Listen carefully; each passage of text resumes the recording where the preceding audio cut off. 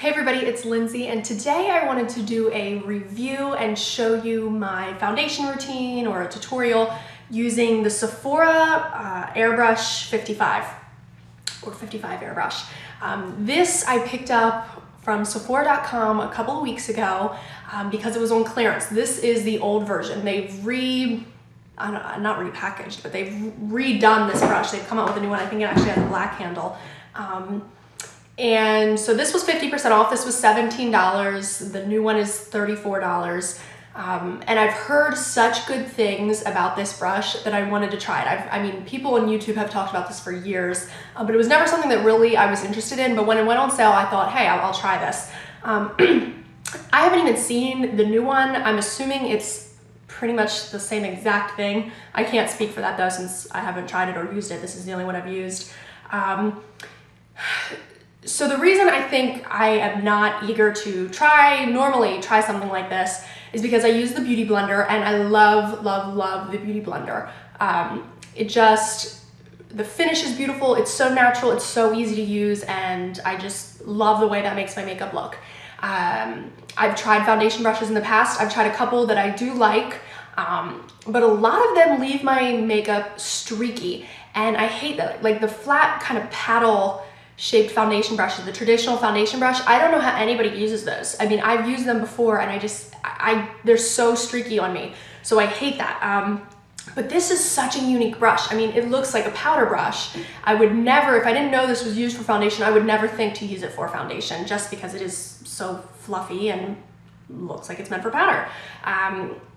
So I got it and I love it. And I think the reason I love it is because it's really nice to grab when I don't feel like using my Beauty Blender. And I know that makes me sound super lazy, but to wet my Beauty Blender and then squeeze it out and everything, sometimes I'm just really in a rush and I just don't feel like doing that or going through all the motions. So sometimes I just use my fingers for foundation, which is fine. Not nearly as good of finish as when I use the Beauty Blender. But I'm always kind of somewhat attracted to brushes because you don't have to do anything.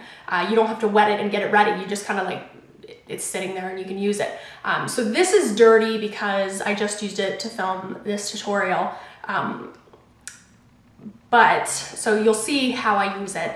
I like this because the finish is the closest thing I can get to the Beauty Blender without being the Beauty Blender. So it's just another option for you if you don't like the Beauty Blender, if it's not for you, something like that. And I find that the finish is pretty much exactly the same.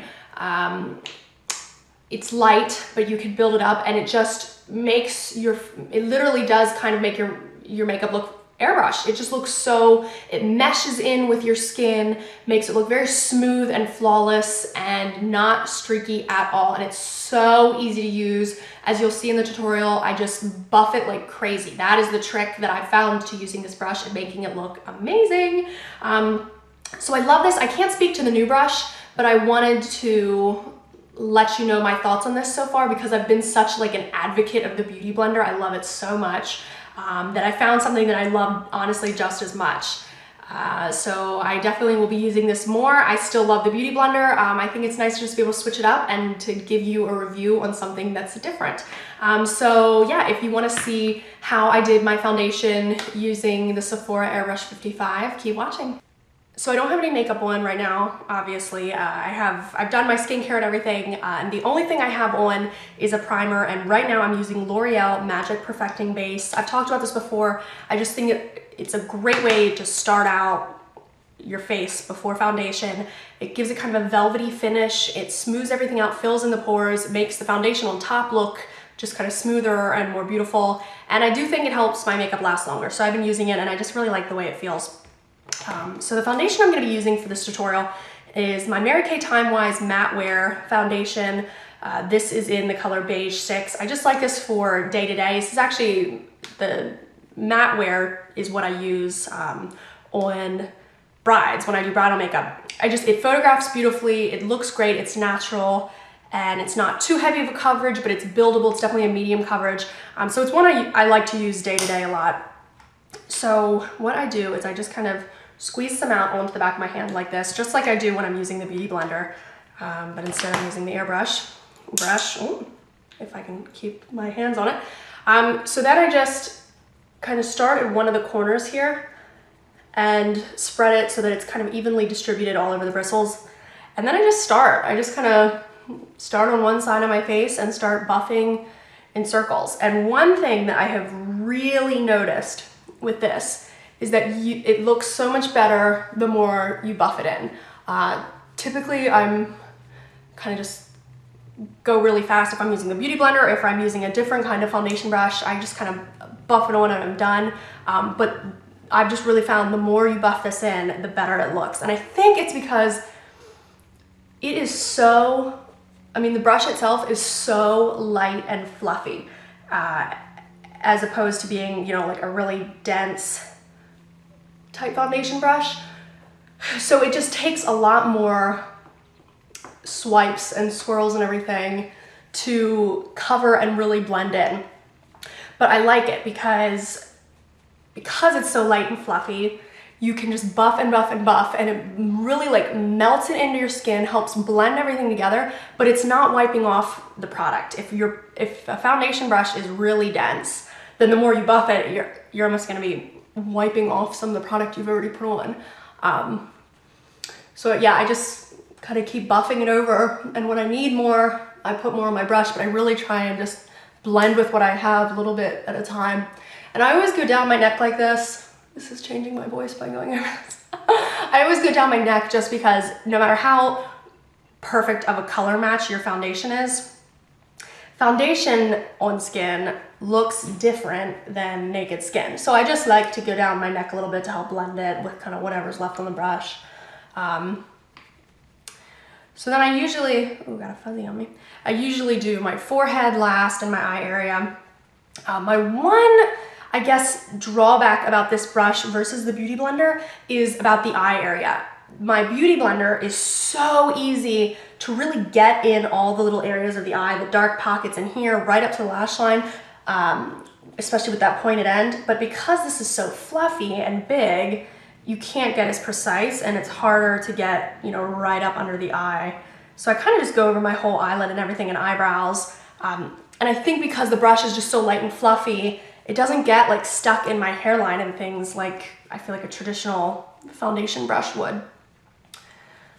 So again, I just keep buffing and buffing and buffing, and the more you buff it in, the more natural it looks. And you can tell, I mean, it's pretty obvious I still have blemishes. And I thought, I could have waited till my breakouts and everything totally cleared up to do this, but I think that's the point of it. I think that's good to see what kind of coverage you get with a brush like this. And the foundation makes a difference. This is a medium coverage foundation, but this brush really just, you can build with it and keep doing layering, but it gives such a natural application. It just really helps blend the foundation into your skin to really help your skin look like skin. So you can still see my blemishes shining through, but I'm okay with that because what I'll do is after I'm done with my foundation, I will go over my blemishes with a concealer and just kind of spot cover them. Whereas with my Beauty Blender, I could have more control over it. I could, you know, kind of more take the tip and spot cover some blemishes. With this brush, that's not really possible. But I'm okay with that because it's so easy to go over with concealer, and I would rather have a really natural foundation look on my face, have it be really blended and really natural looking, and then just have to spot cover some blemishes, rather than do a heavy application all over just to cover some, if that makes any sense. So I'm pretty much done here. It's really blended, and it, from looking in my mirror here, it looks really nice and natural. So I love that about it. You might be able to tell that my foundation, and I feel like it's looking a little bit different here on the camera, but it is a little bit different of a color than my face. My face is a little more pink, whereas the rest of my body is more of a yellow olive undertone. So I could match foundation my face, but then it's still not gonna match my body. So I match it more to my body, and I'm a little bit pale right here. But in real life, this is my perfect shade match. So it kind of helps my face to match the rest of my body. So now what I would do is, definitely go in with under eye concealer. I would spot cover my blemishes and then powder and everything. But that's really not what this video is about. That's really just to show how I use the Sephora Airbrush 55 and how it works. And I think the fact that I had blemishes to start really helps you see like what kind of coverage it gives. It's buildable. I could keep going over, but it definitely did smooth everything out and help soften the look of the blemishes. So once I go over with a little more concealer, they'll be totally gone. But yeah, it's a beautiful application, so easy, so easy. I think that's my favorite part about it, is that I don't have to wet the Beauty Blender, squeeze it out. And I know that makes me sound super lazy, but sometimes it's just nice to just kind of grab it and go.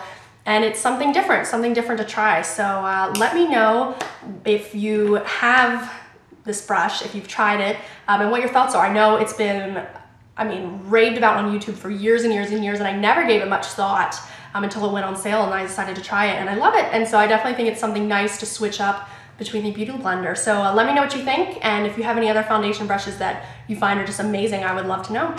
So thank you so much. Have a great day, guys. See ya.